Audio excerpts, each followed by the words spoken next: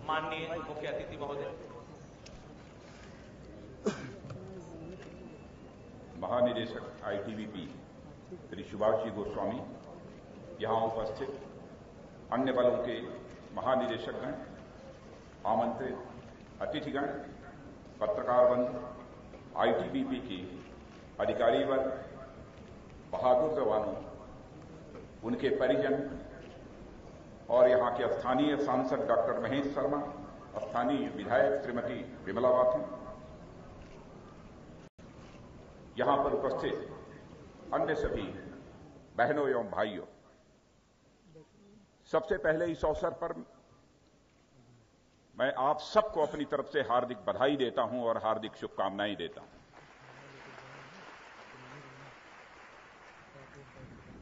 यह आईटीबीपी का 53वां स्थापना दिवस है।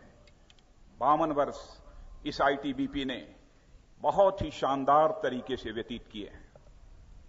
आज जो अपनी आंखों के सामने मैंने यह भव्य परेड देखी है, मैं इतना ही कहना चाहूंगा कि मैं इस भव्य परेड को देखने के बाद अपने को गौरवान्वित महसूस कर रहा हूं और आज मैं पूरी तरह से रोमांचित हूं।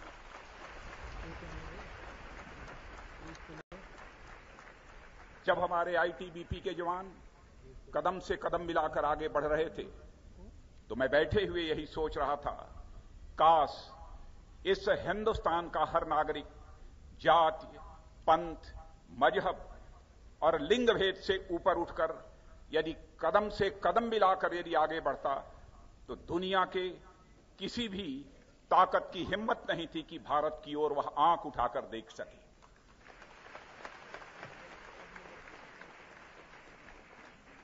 और मैं अपने जवानों को यह भी बतलाना चाहता हूं, शायद आपको यकीन नहीं होगा, केवल मैं ही आपको देखकर गौरवान्वित नहीं हूं, बल्कि सारा हिंदुस्तान आपके ऊपर गौरव करता है और आपकी भूरी भूरी प्रशंसा करता है। आज इस आईटीबीपी के 53वें स्थापना दिवस के अवसर पर मैं उन सारे बहादुर जवानों को श्रद्धांजलि अर्पित करता हूं, जिन्होंने भारत की सीमा की सुरक्षा के लिए अपने प्राणों की आहुति दी है, अथवा इस देश की आंतरिक सुरक्षा को बनाए रखने के लिए अपने प्राणों की आहुति दी है। मैं बधाई देना चाहता हूं उन सारे ऑफिसर्स को और उन सारे जवानों को, जिन्हें आज उनके सराहनीय और उत्कृष्ट कार्य के लिए सम्मानित किया गया है और जिन्हें आज विशेष पदक प्राप्त किए गए हैं। आपकी उपलब्धि अन्य जवानों के लिए सदैव यह मार्गदर्शक का काम करेगी। जहां तक आईटीबीपी का प्रश्न है, हम सभी जानते हैं कि 1962 में इस आईटीबीपी की स्थापना हुई थी, लेकिन आज यह आईटीबीपी केवल उत्तरी सीमा ही नहीं, बल्कि पूर्वोत्तर सीमा की यहां पर रक्षा कर रहा है, वहीं पर आंतरिक सुरक्षा को भी इस देश में कायम रखने में अपनी महत्वपूर्ण भूमिका का निर्वाह कर रहा है। अपना विस्तार करते हुए यह बल 53 वर्षों में 58 ऑपरेशनल बटालियन और 4 स्पेशल बटालियन के साथ साथ लद्दाख के काराकोरम दर्रे से अरुणाचल प्रदेश के जेचपला तक एक बड़े क्षेत्र की सुरक्षा की जिम्मेदारी पूरी दृढ़ता के साथ और पूरी बहादुरी के साथ निर्वाह कर रहा है। आईटीबीपी के जवान अपनी बहुमुखी योग्यता के लिए सारे देश में जाने जाते हैं। इतना ही नहीं, मैं ये कहना चाहूंगा कि अपने पड़ोसी देशों में भी आपकी एक साख है, आपकी एक विश्वसनीयता है। चाहे हिमालय का उत्तुंग शिखर हो, वहां पर रखवाली करने का सवाल हो, या इस देश की आंतरिक सुरक्षा के क्षेत्र में योगदान करने का प्रश्न हो, अथवा इस देश के बाहर भारतीय दूतावास को सुरक्षा प्रदान करने का प्रश्न हो, सभी स्थानों पर, सभी क्षेत्रों में आपने बहुत ही महत्वपूर्ण भूमिका निभाई है। इसलिए मैं केवल आपको बधाई ही नहीं देना चाहता, केवल आपको शुभकामना ही नहीं देना चाहता, बल्कि आपका आज इस आईटीबीपी के 53वें स्थापना दिवस के अवसर पर मैं हार्दिक अभिनंदन करना चाहता हूं। और आपका ही नहीं, आपके साथ साथ हमारे सीएफपीएफ के जो भी जवान हैं, जिस भी क्षेत्र में काम करते हैं, उन जवानों का भी अभिनंदन करना चाहता हूं। और आवश्यकता पड़ने पर कदम से कदम मिलाकर, कंधे से कंधा मिलाकर हमारे जो देश के सेना के जवान भी भारत की सीमाओं को सुरक्षा प्रदान कर रहे हैं, उनका भी अभिनंदन करना चाहता हूं। मित्रों, मैं जानता हूं कि आपका कार्य बहुत ही जटिल है, बहुत ही चुनौतीपूर्ण है, और इस पुलिस बल की अधिकांश अग्रिम चौकियां 9,000 से लेकर 19,000 फीट तक की ऊंचाइयों पर स्थित हैं, जहां तापमान सामान्यतः 40 डिग्री, शून्य से भी 40 डिग्री नीचे तक रहता है। स्वाभाविक है कि जहां तापमान इतना कम होगा, वहां ऑक्सीजन की कमी होगी, लेकिन यहां श्वास लेने के लिए, जिंदा रहने के लिए ऑक्सीजन भी ठीक तरीके से उपलब्ध नहीं हो पाती। वहां पर भी बखूबी, बहादुरी के साथ और उसी जद्दोजहद के साथ आप अपनी जिम्मेदारी का निर्वाह करते हैं। आईटीबीपी के जवान ऐसी विकट परिस्थितियों में तैनात रहते हुए देश की एकता और अखंडता की सुरक्षा के लिए पूरे उच्च मनोबल एवं समर्पण के साथ अपने दायित्व का निर्वाह कर रहे हैं। और मैं जानता हूं कि यह केवल एक सामान्य वेतन भोगी कर्मचारी अथवा अधिकारी नहीं कर सकता। इस दायित्व का निर्वाह, इस चुनौती को स्वीकार करने का संकल्प वही व्यक्ति कर सकता है जिसके अंदर राष्ट्रीय स्वाभिमान की प्रखर भावना होगी। वही कर सकता है, अन्य कोई दूसरा व्यक्ति नहीं कर सकता। आप सभी जानते हैं, स्वाभिमान यह मनुष्य के हृदय की सबसे बलवती भावना होती है। मनुष्य जीवन में हर चीज से समझौता कर सकता है, भूखे रह सकता है, छत उपलब्ध न हो तब भी रह सकता है, लेकिन कभी अपने स्वाभिमान के साथ कभी समझौता नहीं कर सकता। आप भी परिचित हैं, सारा देश भी यह परिचित है। जब दुनिया की कोई भी ताकत भारत की ओर आंख उठाकर देखने की कोशिश करती है, तो सारा देश अपने सारे भेदभावों को भुलाकर एकजुट होकर उसका मुकाबला करने के लिए आपके पीछे खड़ा हो जाता है और आपके साथ खड़ा हो जाता है। और यही राष्ट्रीय स्वाभिमान की प्रखर भावना थी जिसने भारत माता के पैरों में पड़ी हुई गुलामी की बेड़ियों से इस भारत को मुक्त कराया है और इस भारत को आजाद कराया है। और आज चाहे वह चंद्रशेखर आजाद हों, चाहे सरदार भगत सिंह हों, चाहे वह खुदीराम बोस हों, चाहे अशफाक उल्लाह खां, कोई भी, इनके अंदर मैं कल्पना करता हूं 16 साल, 18 साल, 20 साल, 26 साल की जवानी, कैसी प्रखर राष्ट्रीय स्वाभिमान की भावना थी कि अपने प्राणों की आहुति देकर, अपना बलिदान देकर, हंसते हंसते फांसी के फंदे को चूम कर उन्होंने भारत माता के पैरों में पड़ी दास्ता की बेड़ियों को काटने का काम किया है। उसी के परिणाम स्वरूप आज हम अपने को कह सकते हैं कि हम आजाद भारत के नागरिक हैं। यह गौरव यदि हम सबको प्राप्त हुआ है तो राष्ट्रीय स्वाभिमान के धनी भारतवासियों के कारण ही प्राप्त हुआ है, उन जवानों के कारण ही प्राप्त हुआ है। वैसे ही राष्ट्रीय स्वाभिमान के धनी आप सब भी हो मित्रों, और आपके साथ साथ हमारे केंद्रीय जितने सशस्त्र सुरक्षा बल हैं उनके कारण, और साथ ही इस देश के सेना के जवानों के कारण है। और मैं जानता हूं बल की कार्यक्षमता को मद्देनजर रखते हुए इस बल को भारत चीन सीमा प्रबंधन के अतिरिक्त देश की आंतरिक सुरक्षा के क्षेत्र में भी कई महत्वपूर्ण जिम्मेदारियां सौंपी गई हैं। यह जैसी जानकारी हमारे महानिदेशक आईटीबीपी के श्री सुभाष जी गोस्वामी दे रहे थे।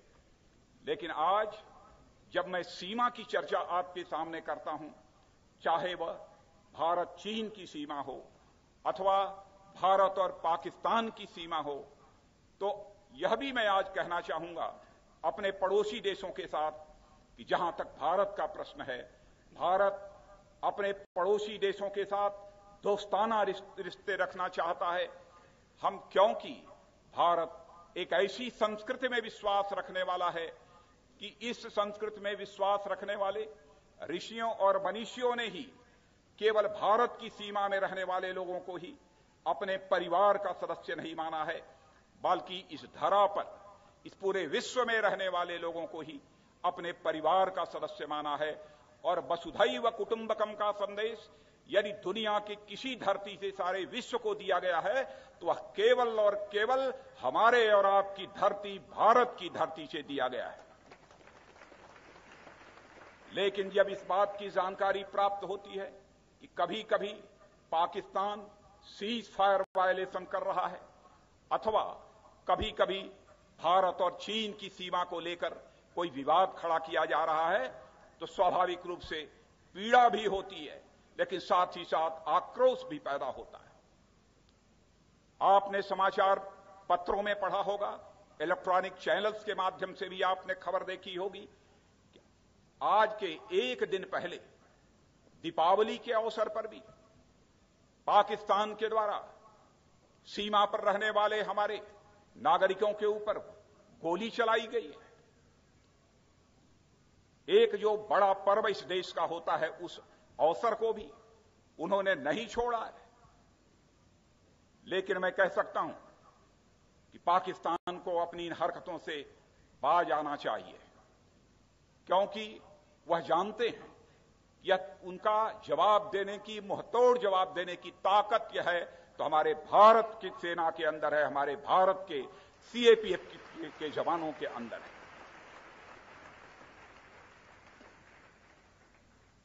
आज के कुछ ही दिनों पहले हमारे बॉर्डर सिक्योरिटी फोर्स के जवानों ने मुंहतोड़ जवाब उन्हें दिया।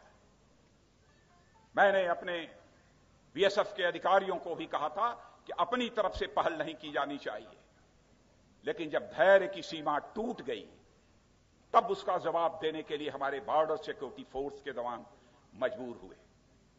और मैं पाकिस्तान के हुक्मरानों से कहना चाहता हूं, कृपया सीज फायर वायलेशन को रोकें और संयुक्त राष्ट्र संघ के इंटरवेंशन की बात पाकिस्तान की नेशनल असेंबली ने प्रस्ताव पारित करके यह कही है, संयुक्त राष्ट्र संघ को कहा है कि इसमें हस्तक्षेप किया जाना चाहिए।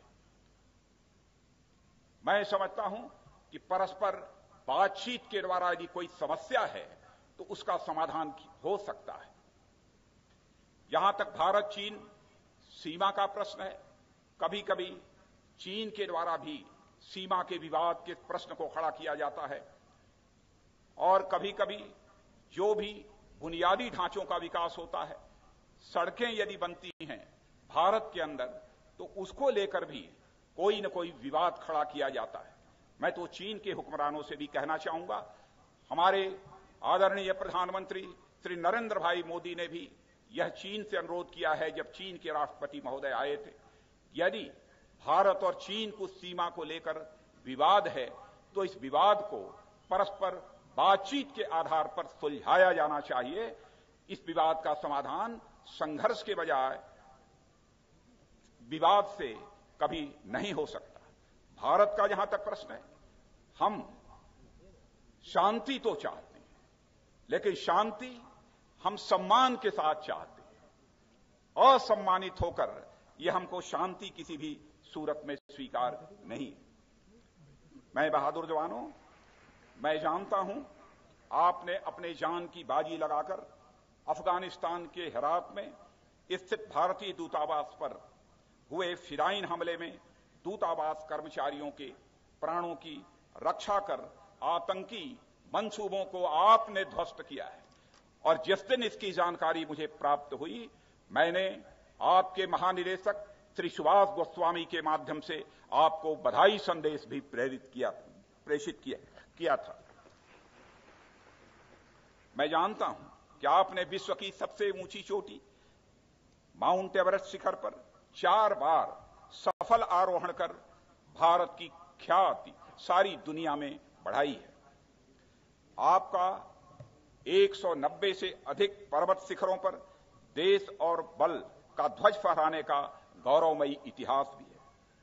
आप प्रतिवर्ष कैलाश मानसरोवर और अमरनाथ यात्रा पर जाने वाले दर्शनार्थियों को दुर्गम और पथरीले रास्तों पर चिकित्सा सुविधा और सुरक्षा प्रदान करते हैं।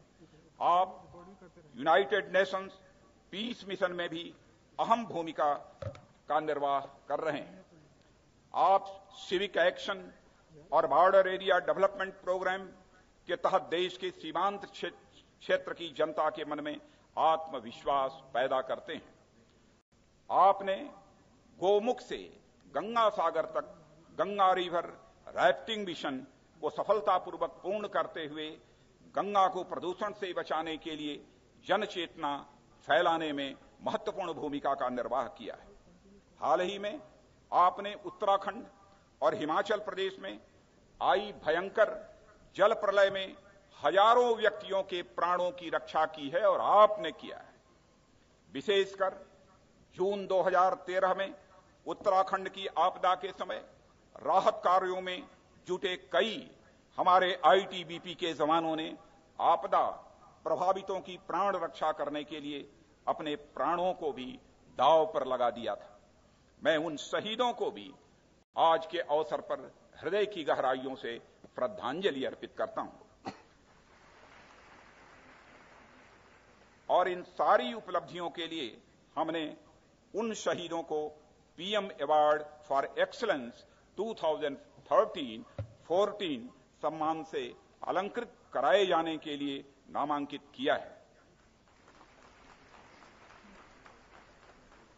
जिस समय आपके महानिदेशक अपना स्वागत भाषण कर रहे थे, उन्होंने इस बात की जानकारी दी है कि जैसे हमारे प्रधानमंत्री जी भारत को डिजिटल इंडिया बनाना चाहते हैं, उसको ध्यान में रखते हुए उन्होंने ई ऑफिस को अपनाकर आईटीबीपी ने डिजिटल इंडिया के इस आंदोलन में अपना योगदान करना प्रारंभ कर दिया है और इस फोर्स ने ई प्रोक्योरमेंट और ई गवर्नेंस की दिशा में भी महत्वपूर्ण कदम उठाए हैं। मुझे विश्वास है कि जैसा आपका स्वर्णिम एवं गौरवशाली इतिहास रहा है, उससे भी सुनहरा आपका भविष्य होगा। जहां तक गृह मंत्रालय का प्रश्न है, मैं कह सकता हूं कि कई ऐसे महत्वपूर्ण निर्णय हम लोगों ने किए हैं जिसकी जानकारी आपको मैं देना चाहता हूं। 54 नए बॉर्डर आउटपोस्ट के निर्माण की स्वीकृति दे दी गई है। नॉर्थ ईस्ट फ्रंटियर में अरुणाचल प्रदेश के क्षेत्र में इंफ्रास्ट्रक्चर प्रोजेक्ट्स के लिए 175 करोड़ रुपए की भी स्वीकृति दे दी गई है। भारत तिब्बत सीमा पुलिस की पोर्टल बटालियन के सृजन के लिए स्वीकृति दी गई, जिससे ऑपरेशनल जरूरत पूरी करने के साथ साथ स्थानीय निवासियों को रोजगार के समुचित अवसर उपलब्ध होंगे। आपके महानिदेशक के अनुरोध पर 100 दिनों के भीतर ही गृह मंत्रालय द्वारा 2187 फैमिली क्वार्टर्स और 56 बैरक के निर्माण के लिए भी मंजूरी दे दी गई है। मैं आपको अवगत कराना चाहता हूं कि आतंक के वर्तमान स्वरूप को देखते हुए गृह मंत्रालय ने केंद्रीय सशस्त्र बलों के सशक्तिकरण और आधुनिकीकरण के लिए हथियार, गोला बारूद, मशीनरी, उपकरण और अन्य साजो सामान की खरीद हेतु सभी बलों के महानिदेशकों के वित्तीय अधिकारों में वृद्धि कर दिया है। और मैं यह भी आश्वस्त करना चाहता हूं कि अपने पुलिस बल, अपने केंद्रीय सशस्त्र सीमा बल की आधुनिकीकरण के लिए और साथ ही साथ उसके सशक्तिकरण के लिए और भी यदि आगे कोई इस प्रकार का निर्णय करने की आवश्यकता होगी तो मैं निश्चित रूप से उसे भी करूंगा। आप जिस सीमा पर तैनात हैं उस पर निगरानी रखने के लिए एक समर्पित एयर सपोर्ट की आवश्यकता भी महसूस की जा रही है। हिमालय की कठिन परिस्थिति को देखते हुए इस कमी को शीघ्र ही पूरा किया जाएगा। आप इस देश की शान हैं, क्योंकि जब आप सीमा पर जगते हैं, जूझते हैं और अपने प्राणों की आहुति देते हैं, तब जाकर देश चैन से सोता है। यह देश सदैव आपके त्याग और बलिदान का ऋणी रहेगा। और मित्रों, अंत में एक बार मैं फिर से आईटीबीपी के अधिकारियों, जवानों और उनके परिजनों को स्थापना दिवस की बधाई देना चाहता हूं। और साथ ही साथ मैं भूल नहीं सकता कि आज इस आईटीबीपी की महिला बटालियन को भी अपने सामने भव्य परेड करते हुए मैंने देखा। जो चुस्ती हमारे पुरुष जवानों में दिख रही थी, वही चुस्ती हमारे महिला जो भी इस बल के जवान हैं उनके अंदर भी हमको देखने को मिली। मैं विशेष रूप से उनको भी अपनी तरफ से बधाई देना चाहता हूं। यह पराक्रम, यह शौर्य सदैव बना रहे और आपका यह शौर्य, आपका यह पराक्रम कभी धूमिल न होने पाए, यही मैं ईश्वर से प्रार्थना करता हूं। और आपको पुनः एक बार आप सबके उज्जवल भविष्य की और इस देश के उज्जवल भविष्य की ईश्वर से कामना करता हूं और आपको आपके लिए मंगल कामना भी करते हुए अपना निवेदन समाप्त करता हूं।